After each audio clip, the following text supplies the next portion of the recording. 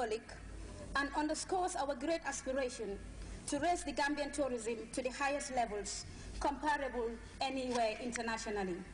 It's the travel synergy serving as the perfect prelude to a new tourist season, marking September a month of promising beginnings, significantly brightening the outlook of the upcoming winter break. For Grts News, I am Fatou Jassi. The Gambia joins the rest of the world in observing World Ozone Day. Delivering a televised statement on the eve of celebrations marking the day, the Minister of Agriculture, Solomon Owen, spoke about the importance of protecting our marine resources from hazards. Here's an excerpt of the Minister's statement. Fellow Gambians and residents of the Gambia, tomorrow the 16th of September is observed as World Ozone Day and is celebrated by all the parties that ratified the Montreal Protocol on substances that deplete the ozone layer. On the eve of this year's celebration, we reflect on the day, its significance for the whole world and the Gambia in particular. This year's World Ozone Day marks the 25th celebration or Silver Jubilee of the Montreal Protocol, making the celebration a special one. The theme for this year's celebration is protecting our atmosphere for generations to come. Fellow Gambians, the atmosphere is a very important resource for mankind and other living things on Earth. It houses the ozone layer, which protects the life on Earth from ultraviolet B radiation. This radiation from the sun reaches the Earth as a result of the refrigerants we use in our air conditioning systems, refrigerators, and in fish processing factories. These refrigerants do not only deplete the ozone layer, but contribute immensely to the warming of the Earth and the atmosphere that surrounds us. A depleted ozone layer leads to the increase in skin cancer, suppression of our immune system, reduction of crop yields, and kills phytoplankton, the basic foodstuff of our marine creatures like fish, which could eventually lead to a drastic decline in the fish population throughout the world. Gambia bird has finally touched down on the Smiling Coast, bearing good news for destination Gambia. The all-new airline, which is set for operations in the country, was accorded a rousing reception by tourism and airport officials as they look ahead to connect more destinations to the Gambia. Ibrahim Jata was at the Banjul International Airport and reports that the quest to ensure an exciting tourist season has taken a significant step forward.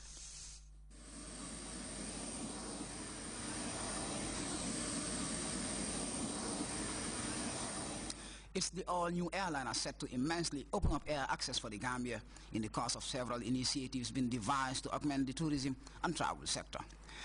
It's the coming of a whole new airliner about to test its wings on the Smiling Coast, heralding what is expected to be a stunningly exciting winter break, been given all ingredients by tourism officials to court success.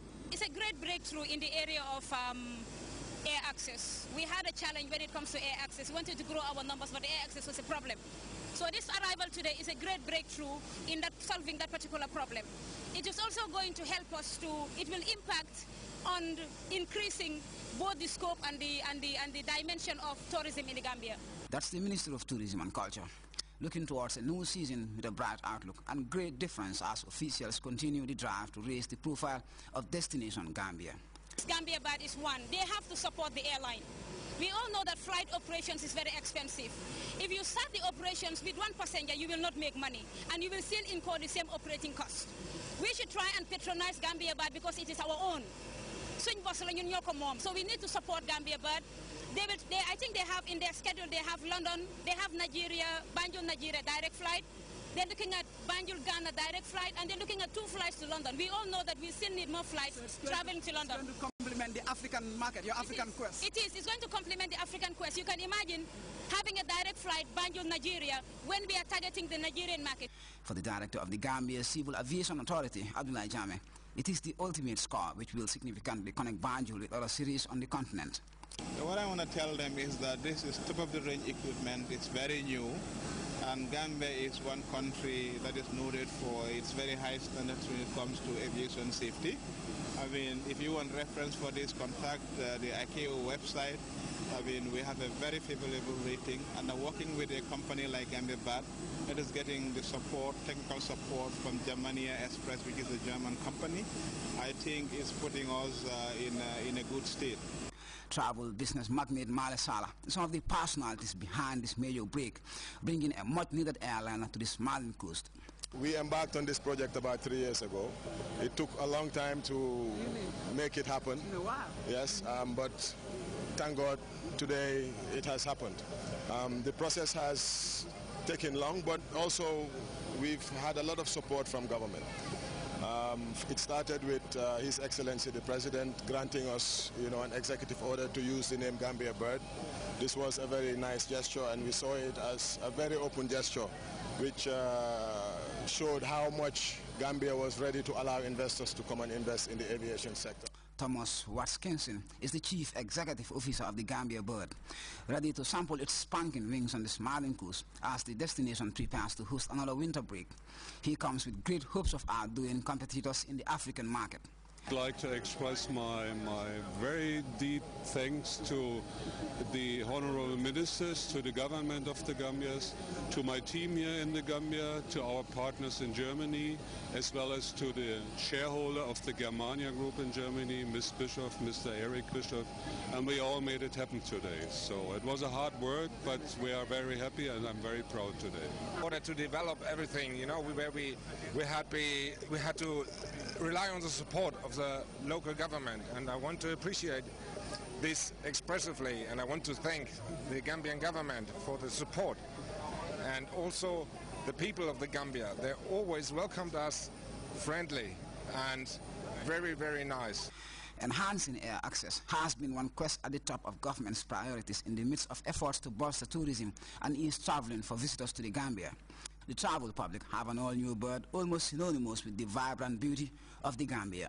It gives us another unique opportunity to try and develop on that promise that we need to open up the skies for easy access to Gambia, because that's our problem. If you have access, then you can build up on that. And it's very exciting to have been part of this project, and we hope that with the management team in place, they'll be able to deliver the service that we need. We have a locally registered airline based in the Gambia, servicing the sub-region, acting as a feeder to other international airlines. Gambia Bird is going to boost tourism in this country, and Comium being a support of tourism, we definitely come on board. We welcome this business venture, and whenever we can help and support, we're always there. It's the perfect introduction to what is anticipated to be a colorfully eventful travel and tourist season, bringing a host of airlines and initiatives bent on exploiting the vast potential of the Somalian coast. Ibrahim Ajata, GRTS. We'll be back with more stories from outside the Gambia after this break.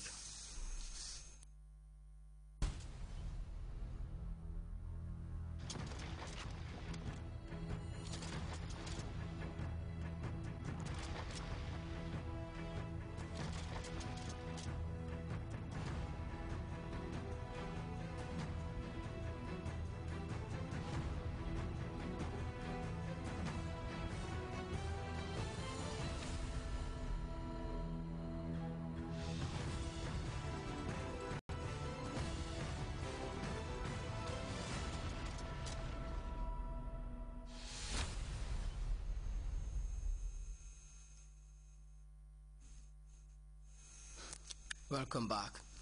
Police in South Africa have made sweeping arrests after overnight raids conducted in and around the Marikana mines. The police recovered weapons and made 20 arrests. South Africa's industrial standoff, which began in the Marikana mines, has now spread to other areas.